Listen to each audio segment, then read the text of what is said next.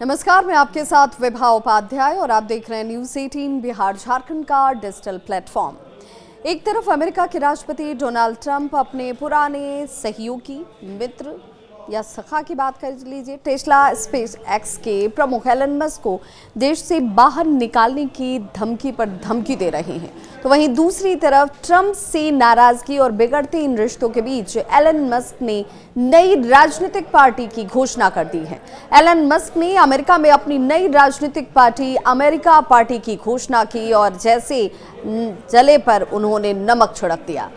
Elon Musk का कहना है कि ये नई पार्टी अमेरिका के दो दलीय व्यवस्था के खिलाफ एक वैकल्पिक मंच होगा, यानी जिन लोगों को उन दोनों ही व्यवस्थाओं में भरोसा नहीं होगा वो इस वैकल्पिक मंच को जरूर चुनेंगे।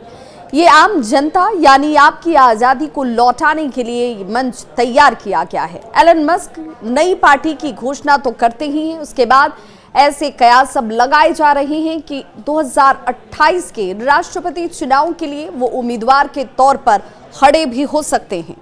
सोशल मीडिया प्लेटफॉर्म एक्स पर एक यूजर ने मस्क से ये भी सवाल किया कि आपका मिड टर्म यानी 2028 के लिए योजना आखिर क्या है। जवाब में एलन मस्क की तरफ से कहा गया कि अगले साल। मस्क ने यह भी कहा कि उनकी पार्टी आगामी मिड टर्म के चुनाव में सक्रिय भूमिका निभाएगी। शुरुआत में पार्टी को चुने गए कांग्रेस और सीनेट सीटों पर ही उम्मीदवारों का समर्थन करेगी, लेकिन इसके साथ ही क्या आप खुद चुनावी मैदान में उतरेंगे, इस सवाल पर उन्होंने कोई जवाब नहीं दिया। जानकार हालांकि इसके पीछे कई तर्कों को देख रहे हैं। क्या संविधान इसकी कहीं एक तरीके से संविधान में इसकी औचित्य नजर आती है, संविधान में क्या इसकी इजाजत मिलती है? तो अमेरिका के संविधान का अनुच्छेद 2 और खंड 1 के अनुसार अमेरिका का राष्ट्रपति वही बन सकता है जिसका अमेरिका में ही जन्म हुआ हो।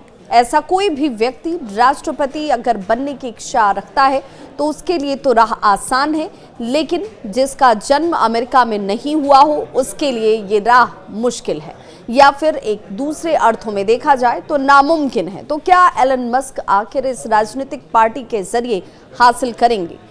सवाल ये कि जिसकी पैदाइश अमेरिका में नहीं हुई हो फिर वो क्या करे। एलन मस्क ने पहले ही ये साफ कर दिया है कि उनका जन्म अमेरिका में नहीं हुआ बल्कि साउथ अफ्रीका में हुआ था।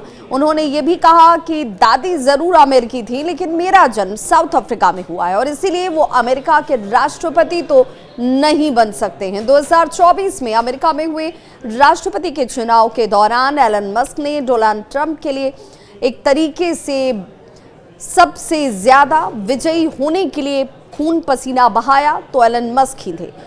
उनकी इस जीत का श्रेय एलन मस्क को भी जाता है। ऐसे में उनकी भूमिका को लेकर कोई संदेह तो नहीं है, लेकिन सवाल ये कि आखिर इन दोनों की दोस्ती में इस कदर दरार आने के बाद एलन मस्क इस राजनीतिक पार्टी के जरिए डोनाल्ड ट्रंप को क्या चिता रहे हैं।